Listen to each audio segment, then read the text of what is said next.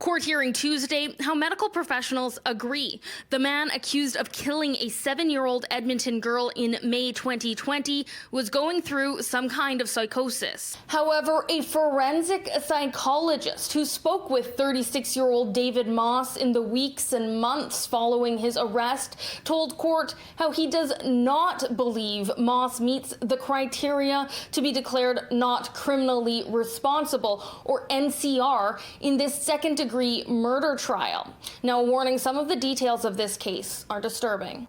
It was at the Alberta Hospital Edmonton, where Moss was transferred shortly after the May 2020 arrest, that psychologist Andrew Haig came to the main diagnosis: a persisting psychotic state secondary to cannabis intoxication, telling court Moss had significantly increased his cannabis consumption by as much as 3 times during those first few months of the COVID-19 pandemic, saying even though Moss had stopped his consumption in the days leading up to the attack because he was growing paranoid, it didn't stop the psychosis, only added withdrawal symptoms. Dr. Haig pointing to Moss being at an elevated risk for this type of psychosis because he began using cannabis before the age of 15, compounding with being abused as a child.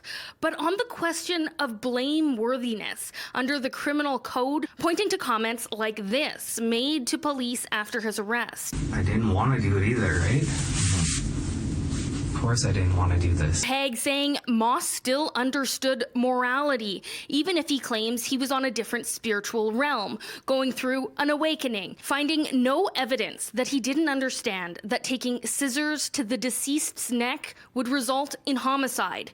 Noting in the moments after the killing, Moss thought about how he was going to jail. Haig pushing back against testimony by a separate forensic psychologist called by the defense that a 2004 brain injury had led to this psychosis, noting how the timeline does not match for that.